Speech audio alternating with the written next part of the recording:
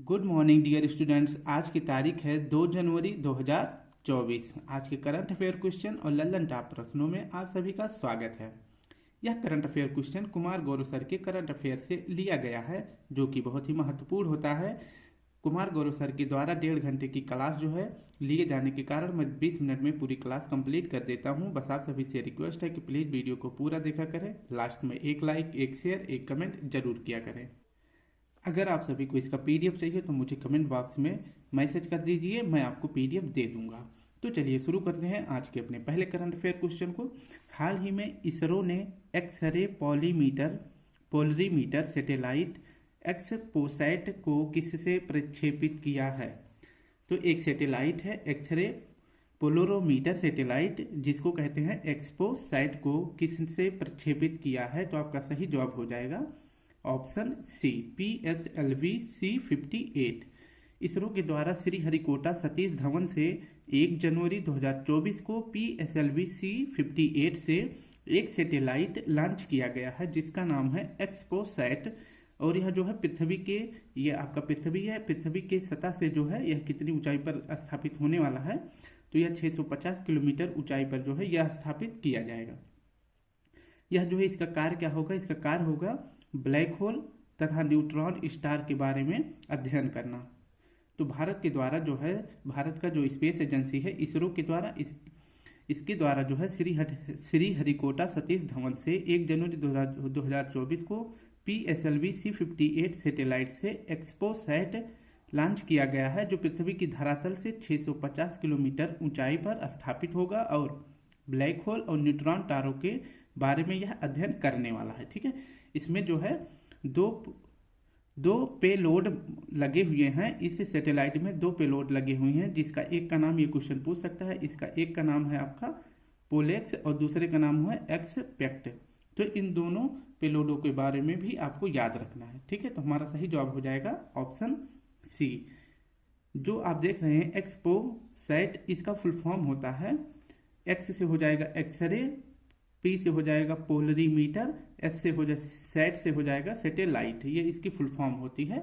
तो एक्सपोसैट को लॉन्च किसके द्वारा किया गया है? PSLV C58 से। अब कुछ महत्वपूर्ण देख लेते हैं जो इसरो के द्वारा सैटेलाइट लॉन्च किया गया है। आदित्य L1, इसे लॉन्च किया गया है PSLV C57 रॉकेट से, और यह जो है एक सूर्य मिशन है। और 6 जनवरी को आदित्य L1 यह सूर्य के चारों तरफ जो है 5 पॉइंट निर्धारित किया गया है। L1 यहाँ पर, L2, L3, L4। तो L1 पे जो भारत के द्वारा आदित्य मिशन भेजा जा रहा है वो सूर्य और पृथ्वी के बीच, जहाँ पे गुरुत्वाकर्षण खत्म हो जाता है, तो ये सैटेलाइट जो है L1 पॉइंट पे जाकर स्थापित हो जाएगा। और कब हो जाएगा? तो 6 जनवरी को हो जाएगा। और इसको प्रक्षेपित कब किया गया था? तो 2 सितंबर को किया गया था। नेक्स्ट है आपका GSLV F12 से लॉन्च किया गया था कौन सा? तो NVS-01 रॉकेट, जो कि सेकेंड नेविगेशन की सेकेंड पीढ़ी का पहला उपग्रह है। नेक्स्ट आपका TVD-1, यह मनुष्य को अंतरिक्ष में भेजने के लिए एक प्रक्षेपण किया गया था, एक परीक्षण किया गया था, जिसका नाम है TVD-1। नेक्स्ट आपका इसरो के द्वारा चंद्रयान 3 लॉन्च किया गया था, रॉकेट का नाम है LVM 3 M4 रॉकेट से इसे लॉन्च किया गया था। और चंद्रयान 3 को कब लॉन्च किया गया था? 14 जुलाई को। और यह चांद के साउथ पोल पर कब लैंड किया था? 23 अगस्त को। और जिस जगह पे यह लैंड किया था चंद्रयान 3 चांद की सतह पर, उसे कहते हैं शिव शक्ति पॉइंट। और 23 अगस्त को अंतरिक्ष दिवस, राष्ट्रीय अंतरिक्ष दिवस मनाया जाता है। सेकंड प्रश्न है हमारा, इंडिया और UAE के बीच संयुक्त अभ्यास डेजर्ट साइक्लोन 2024 कहाँ प्रारंभ होगा? तो डेजर्ट मतलब होता है रेगिस्तान, तो रेगिस्तान कहाँ पे है? राजस्थान में। तो सही जवाब हो जाएगा हमारा राजस्थान में डेजर्ट साइक्लोन 2024 अभ्यास किया जाएगा भारत और संयुक्त यूनाइटेड अरब अमीरात के साथ। तो डेजर्ट साइक्लोन 2024 राजस्थान में होगा, इंडिया और UAE के बीच थार रेगिस्तान में। ये आप याद रखेंगे। ठीक है, अब कुछ महत्वपूर्ण अभ्यास देख लेते हैं जो विभिन्न देशों के द्वारा किए गए हैं। तो चक्रवात अभ्यास जो है यह गोवा में किया गया है, और यह भारतीय सेना के द्वारा किया गया है। ठीक है, इसमें जो है किसी देश के साथ नहीं किए हैं, ये खुद अपनी सेनाओं के साथ जो है चक्रवात अभ्यास किया गया है गोवा में। साइक्लोन अभ्यास यह किसके साइक्लोन अभ्यास किसके बीच हुआ है? तो इंडिया और मिस्र के बीच। जायद तलवार यह इंडिया और यूएई के बीच में किया गया है। और डेजर्ट साइक्लोन भी याद रखेंगे। इसके बाद डेजर्ट फ्लैग भी इंडिया और यूएई के बीच में किया गया है। यूएई की राजधानी का नाम है अबू धाबी और यहीं पर जो है कॉन्फ्रेंस ऑफ पार्टीज 28 भी किया गया है। नेक्स्ट है आपका एकता अभ्यास, यह किसके बीच होता है? इंडिया और मालदीव के बीच। इक्वेरियन यह इंडिया और मालदीव, यह दोनों अभ्यास जो है इंडिया और मालदीव के बीच होते हैं। जबकि नॉर्डिक एलिफेंट अभ्यास जो है इंडिया और मंगोलिया के बीच। मालाबार अभ्यास यह जो है इसमें जो है 4 देश भाग लेते हैं मालाबार अभ्यास में, इसे क्वाड भी कहा जाता है। इसमें 4 देश कौन कौन से हैं? तो आपका पहले इंडिया हो जाएगा, फिर इसके बाद आपका जापान हो जाएगा, जापान के बाद इसमें अमेरिका हो जाएगा यानी यूएसए और ऑस्ट्रेलिया। इसमें 4 देश का यह संगठन है और इन चारों देशों की सेनाओं के द्वारा कौन सा अभ्यास किया जाता है? मालाबार अभ्यास। और मालाबार अभ्यास का पहली बार जो है आयोजन ऑस्ट्रेलिया में किया गया है 2023 में, इसे भी याद रखेंगे। थर्ड प्रश्न है एक दिवसीय अंतर्राष्ट्रीय टेस्ट क्रिकेट से संन्यास लेने वाले डेविड वार्नर का संबंध किस देश से है? तो एक दिवसीय यानी वनडे और टेस्ट से संन्यास लेने वाले डेविड वार्नर का संबंध किस देश से है? तो आपका सही जवाब हो जाएगा डेविड वार्नर जो है ऑस्ट्रेलिया के प्लेयर है। अब इनके बारे में देख लेते हैं। ऑस्ट्रेलिया के प्लेयर डेविड वार्नर जो है टेस्ट और वनडे से जो है संन्यास लेने की घोषणा कर दी है। ये सिर्फ आईपीएल और T20 मैच खेलेंगे। ठीक है, तो याद रखेंगे वार्नर जो है कहाँ के हैं? ऑस्ट्रेलिया के प्लेयर हैं। अब देख लेते हैं ऑस्ट्रेलिया के बारे में। केंद्रीय बैंक की पहली महिला गवर्नर कौन बनी है? जो ऑस्ट्रेलिया में केंद्रीय बैंक है उसकी पहली बार कोई महिला गवर्नर बनी है, उनका नाम है मिशेल बुलाक। इसे आप याद रखेंगे। ऑस्ट्रेलिया की राजधानी का नाम है कैनबरा। नेक्स्ट है ऑस्ट्रेलिया के बारे में। ऑस्ट्रेलिया के जो है प्यासी भूमि का देश भी कहा जाता है। ऑस्ट्रेलिया में नदी 2 है, महत्वपूर्ण 2 नदियां हैं, मर्रे और डार्लिंग, ये नदी याद रखेंगे। और यहाँ पे जो है ग्रेट डिवाइडिंग रेंज और ग्रेट बैरियर रीफ जो कि विश्व की सबसे बड़ी प्रवाल भित्ति है, कहाँ पर है? वह भी ऑस्ट्रेलिया में है। ऑस्ट्रेलिया में घास के मैदान को डाउन्स कहा जाता है। ऑस्ट्रेलिया में जो मरुस्थल है उसका नाम है गिब्सन, सैम्पसन और ग्रेट विक्टोरिया। ये 3 महत्वपूर्ण जो है डेजर्ट है ऑस्ट्रेलिया में। ऑस्ट्रेलिया में दो सोने की खानें हैं, एक का नाम है कुलगाड़ी और दूसरे का नाम है काल गुरले। ये दोनों महत्वपूर्ण सोने की खान है।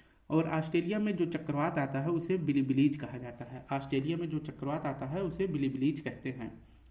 नेक्स्ट है आईसीसी हॉल ऑफ फेम में शामिल होने वाले भारतीय कौन है?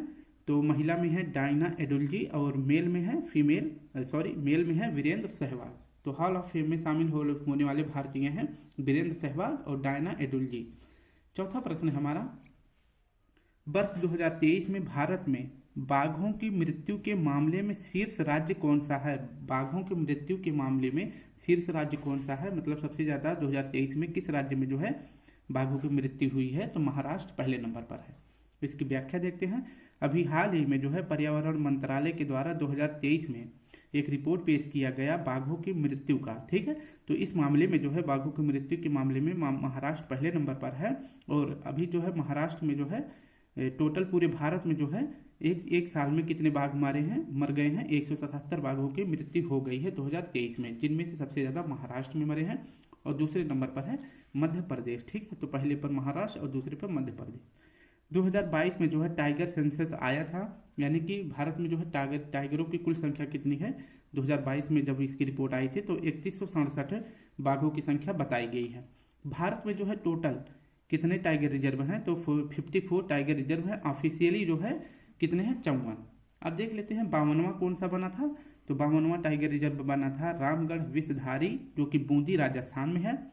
53वां बना था टाइगर रिजर्व रानीपुर, और यह कहाँ पर है? रानीपुर टाइगर रिजर्व, यह उत्तर प्रदेश में है। और 54वां जो नवीनतम है यह बना है वीरांगना दुर्गावती टाइगर रिजर्व जो कि मध्य प्रदेश में है। ठीक है, तो ये 54वां हो जाएगा। अगर पहला पूछे तो पहला है आपका टाइगर रिजर्व जिम कॉर्बेट, जिसका नाम अभी हाल ही में रामगंगा कर दिया गया है, ये भी आप याद रखेंगे। नेक्स्ट हमारा प्रोजेक्ट टाइगर कब शुरू होता है? प्रोजेक्ट टाइगर शुरू हुआ है 1973 में, और 29 जुलाई को जो है क्या मनाया जाता है? बाघ दिवस मनाया जाता है। अंतर्राष्ट्रीय बाघ दिवस 29 जुलाई को मनाया जाता है। पलामू टाइगर रिजर्व कहाँ है? तो यह झारखंड में है। बांदीपुर, अंसी, नागरहोल ये तीनों टाइगर रिजर्व कर्नाटक में है। बाघ संरक्षण के लिए जो घोषणा पत्र हुआ था वो कहाँ पर हुआ था? तो सेंट पीटर्सबर्ग घोषणा पत्र हुआ था। कहाँ पर? सेंट पीटर्सबर्ग में। और कब हुआ था? तो 2010 में हुआ था। और तारीख अगर पूछे तो 29 जुलाई को, इसलिए 29 जुलाई को बाघ दिवस मनाया जाता है। तो बाघों के संरक्षण के लिए कौन सा घोषणा पत्र हुआ था? सेंट पीटर्सबर्ग घोषणा पत्र 2010 में हुआ था। हमारा 5वां प्रश्न है, हाल ही में हाइड्रोपोनिक कृषि के लिए इलेक्ट्रॉनिक मृदा का विकास किसने किया है? तो हाइड्रोपोनिक कृषि के लिए इलेक्ट्रॉनिक मृदा का विकास किया है स्वीडन ने।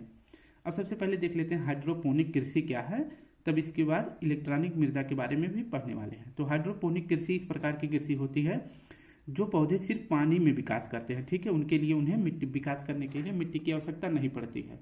जैसे आपने मनी प्लांट का पौधा देखा होगा ना, उसमें जो है क्या करते हैं, बोतल में पानी भर के और उसके अंदर जो है मनी प्लांट का पौधा डाल देते हैं, उसे मिट्टी की आवश्यकता नहीं पड़ती और वो बढ़ता जाता है, ठीक है।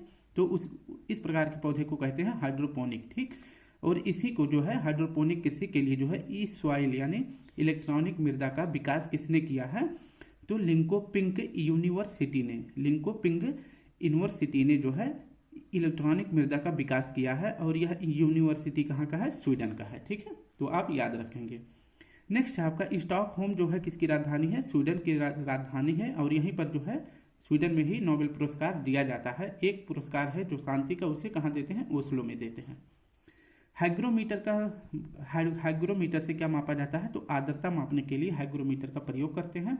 हाइड्रोफोबिया जो है यह किससे होता है? तो यह रेबीज से होने वाला है, यानी कुत्ते और जो जंगली सियार होते हैं उनके काट लेने से हाइड्रोफोबिया नामक बीमारी हो जाती है, यानी कि पानी से डर लगता है इसमें। इसके बाद रेबीज जो है किस वायरस से होता है? तो रेबिडो वायरस से रेबीज होता है। और रेबिडो वायरस का टीका किसने खोजा था, यानी रेबीज का टीका किसने विकसित किया था? तो यह लुई पास्चर ने सबसे पहले विकसित किया था। और इसके लिए जो है लुई पास्चर को जो है मेडिसिन का पहला नोबेल पुरस्कार भी मिला था। मेरी माटी मेरा देश अभियान, यह जो है इसका अभी हाल ही में समाप्त हुआ है। कब? तो 31 अक्टूबर 2023 को मेरी माटी मेरा देश अभियान जो है समाप्त हुआ है। इसमें जो है अमृत कलश महोत्सव शुरू किया गया था। और जो है इसके तहत जो है अमृत अवार्ड जो है मेरी माटी मेरा देश अभियान के तहत जो है अमृत अवार्ड पुरस्कार किस राज्य को दिया गया है?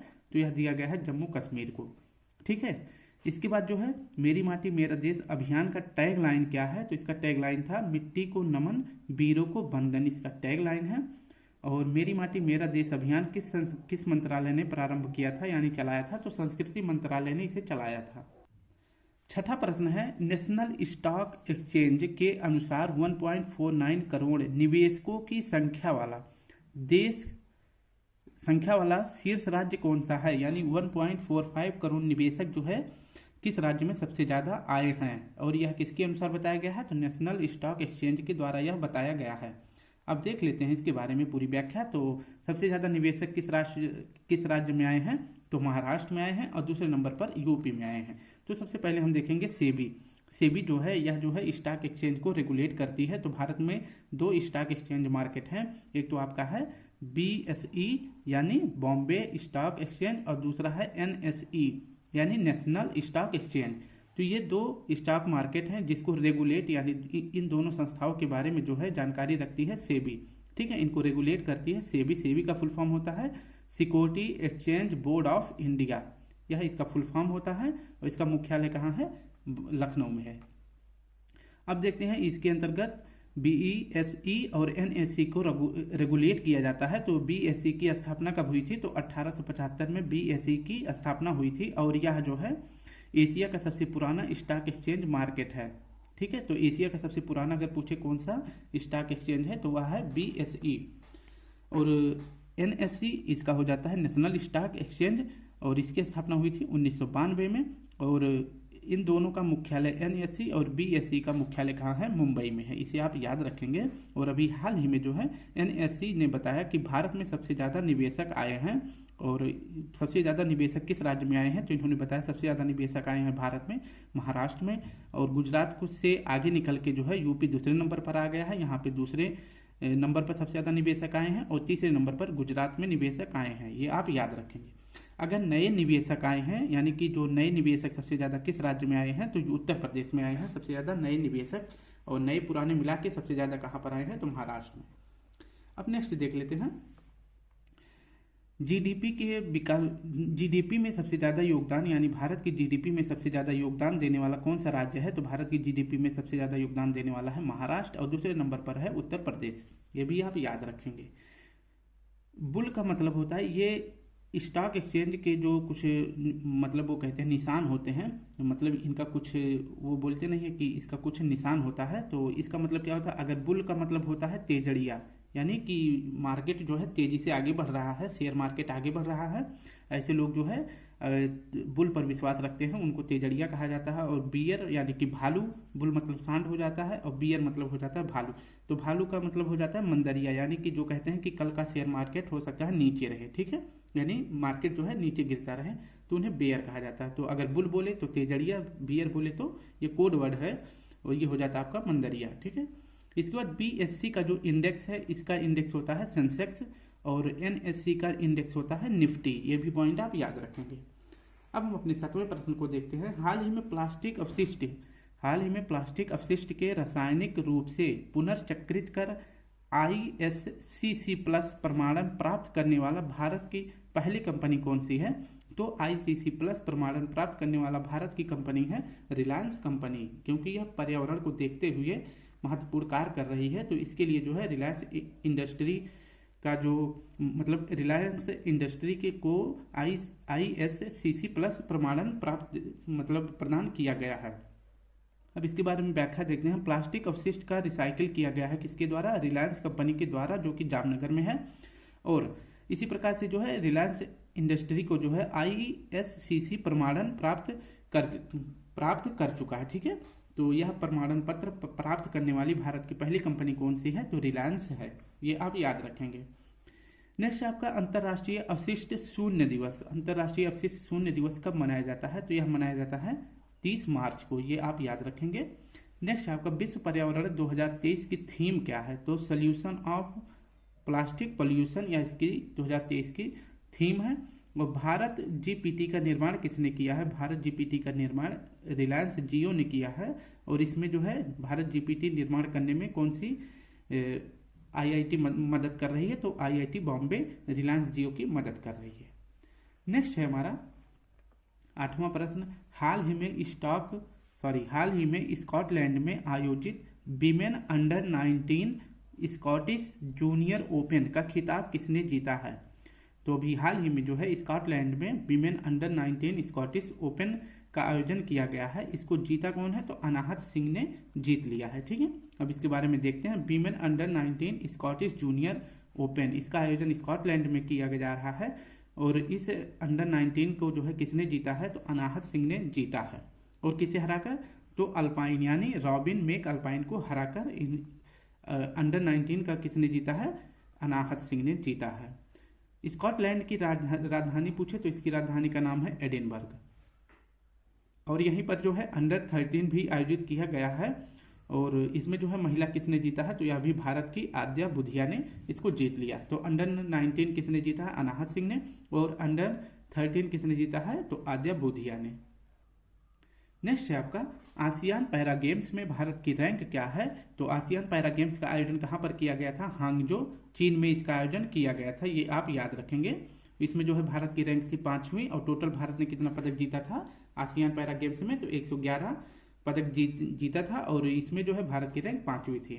और आसियान पैरा गेम्स का शुभंकर था फेईफ्री पक्षी, इसे भी आप याद रखेंगे। शीतल देवी का संबंध जो है किस खेल से है? तो इनका संबंध है तीरंदाजी से, जो कि और शीतल देवी किस राज्य की हैं? तो यह जम्मू कश्मीर की है। नेक्स्ट है आपका सात्विक और चिराग को जो है इन दोनों का संबंध किस खेल से है? तो बैडमिंटन से है। और इन दोनों को भी हाल ही में मेजर ध्यानचंद खेल रत्न पुरस्कार भी दिया जाएगा। इसमें इन्हें जो है इनाम के तौर पर 25 लाख रुपए भी दिए जाएंगे। हाल ही में ब्राह्मण दिव्य कला मेला का उद्घाटन कहाँ हुआ है? तो ब्राह्मण दिव्य कला मेला का आयोजन किया गया है गुजरात में। इसकी व्याख्या देख लेते हैं। दिव्य कला मेला यानी यह दिव्यांग लोगों के लिए मेला लगाया जाता है। जो दिव्यांग लोग हैं वो अपने मतलब उनका जो प्रोडक्ट होता है उनको बेचने के लिए यह दिव्य कला मेला का आयोजन किया जाता है। और अब की बात सूरत में किया गया है, ब्राह्मणकरम का है, ठीक है। सूरत मतलब गुजरात में इसका आयोजन किया गया है, ये आप याद रखेंगे। नेक्स्ट है आपका बथुकम्मा उत्सव कहाँ मनाया जाता है? यह तेलंगाना में मनाया जाता है। और बोनालू फेस्टिवल भी तेलंगाना में ही मनाया जाता है। खादी माटी कला महोत्सव यह कहाँ मनाया जाता है? यह गुजरात में मनाया जाता है। हेरथ फेस्टिवल कहाँ मनाया जाता है? तो यह इसे जो है महाशिवरात्रि भी कहते हैं और यह जम्मू कश्मीर में मनाया जाता है। नेक्स्ट है आपका नम्मा कम्बाला प्रतियोगिता। नम्मा कम्बाला प्रतियोगिता कहाँ मनाया जाता है? तो यह कर्नाटक में मनाया जाता है। भूमचू महोत्सव यह सिक्किम में मनाया जाता है। फूल देई महोत्सव यह उत्तराखंड में मनाया जाता है। और थाई पुसम उत्सव कहाँ मनाया जाता है? तो यह तमिलनाडु में मनाया जाता है। आज का आखिरी प्रश्न है स्टूडेंट, अगर वीडियो अच्छी लगे तो लाइक शेयर कमेंट जरूर करें। 10वां है, हाल ही में बेटी बचाओ बेटी पढ़ाओ की ब्रांड एम्बेसडर कौन बनी है? तो बेटी बचाओ बेटी पढ़ाओ की ब्रांड एम्बेसडर कौन बनी है? पिंकी बनी है। इसकी व्याख्या देखते हैं। तो बेटी बचाओ बेटी पढ़ाओ यह कब शुरू हुआ था? तो 22 जनवरी 2016 को शुरू हुआ था। और कहाँ से शुरू हुआ था? तो पानीपत हरियाणा से इसको शुरू किया गया था। अभी जो है 2023 में बेटी बचाओ बेटी पढ़ाओ की ब्रांड एम्बेसडर कौन बनी है? पिंकी बनी है। और ये कहाँ से संबंधित है? तो पिंकी का संबंध है उत्तर प्रदेश के मिर्जापुर से। इन्हें जो है स्माइली पिंकी भी कहा जाता है। और इसी पर जो है स्माइली पिंकी पर एक डॉक्यूमेंट्री भी बनी है। और किसने बनाया है? तो यह डॉक्यूमेंट्री बनाए हैं मेगन मॉयल ने। और इसके लिए जो है ऑस्कर भी इस फिल्म को मिला है, डॉक्यूमेंट्री को ऑस्कर भी मिल चुका है। नेक्स्ट हमारा लॉरियस स्पोर्ट्स की ब्रांड एम्बेसडर कौन है? नीरज चोपड़ा है। यूनिक्लो यह एक जापान का कपड़ा है, इसकी ब्रांड एम्बेसडर बनी है कैटरीना कैफ। और लक्सर का ब्रांड एम्बेसडर बनाया गया है विराट कोहली को। और इन्फोसिस का जो है ब्रांड एम्बेसडर बनी है ईगा स्वेटक। ये हो जाता है आज का हमारा करंट अफेयर क्वेश्चन और उसके टाल लल्लन टॉप प्रश्न, जो कि कुमार गौरव सर के प्रश्न से लिया गया है। तो स्टूडेंट अगर वीडियो अच्छी लगे तो लाइक शेयर कमेंट जरूर करें। अगर पीडीएफ चाहिए तो भी कमेंट करें। कल फिर मिलते हैं नए करंट अफेयर के साथ। तब तक के लिए आप सभी को प्यारा सा जय हिंद, जय भारत।